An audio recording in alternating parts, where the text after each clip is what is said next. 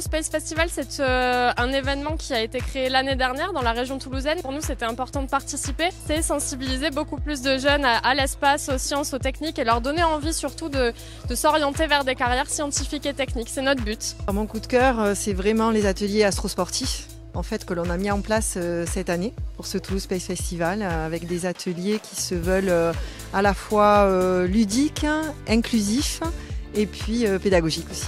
C'était trop bien, franchement c'était trop marrant. C'était génial. Là, je vais essayer de gagner quand même. Je suis contente d'avoir participé à ça. Normalement, je vais aller dans un avion zéro gravité. Depuis que je suis vraiment toute petite, c'était mon rêve de faire de la pesanteur. Se retrouver en 0G, c'est quelque chose qu'ils n'ont jamais connu.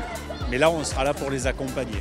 C'est vraiment une superbe épreuve que le CNES met en place pour motiver les jeunes, via le sport, via des épreuves théoriques, via les sciences, pour les amener vers le spatial. C'est vraiment une initiative géniale.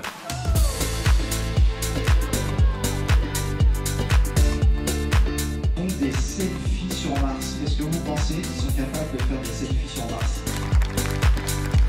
Au premier étage du mythe, on a 12 salles qui nous sont réservées à nous, CNES, pour mener les restitutions des projets éducatifs que tous les jeunes ont menés pendant l'année. On a reçu environ 2000 jeunes, 200 enseignants qui sont venus présenter leurs travaux de l'année sur des projets aussi variés que l'atmosphère et le climat, l'exploration martienne, les vols habités. On a développé, grâce à Planète Science et au CNES, un projet ballon stratosphérique.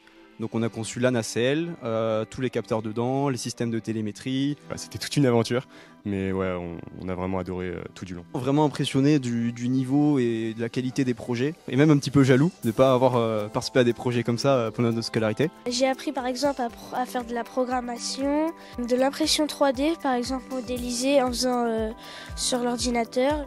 Maintenant, grâce, en tout cas nos données, on a su que par nous elles étaient fiables et qu'on a nos propres avis dessus. Ensuite, au rez-de-chaussée, on a plus de 300 mètres carrés de stands sur lequel on se trouve ici, où on présente des maquettes parce que notre but c'est de montrer ce qu'on fait au CNES, de montrer les projets du CNES. On a aussi des animations numériques qui sont très intéressantes et qui marchent bien. On a aussi pris le parti d'inviter des étudiants qui ont participé à nos projets pour présenter ce qu'ils ont fait. On a donc des étudiants qui sont venus parler de projets de fusée expérimentale avec beaucoup de matériel. Donc voilà, une présence, les jeunes pour parler aux jeunes, c'était un peu notre objectif de ce stand aussi. Et puis on a toute une partie animation et atelier, où là l'objectif c'est que les jeunes puissent découvrir des sujets. Voilà, une expérience variée, c'était ce qu'on recherchait. Moi le spatial c'est un domaine qui m'intéresse, pourquoi pas, je suis ouvert.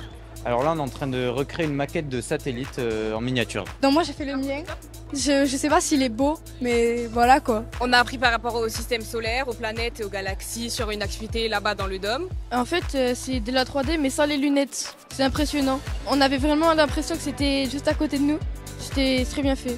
On a un satellite et le but c'est de tourner avec notre corps pour le diriger. Il faut essayer d'esquiver les débris spatiaux. J'ai bien aimé, c'était réaliste. Et le but c'est de s'amuser quand même.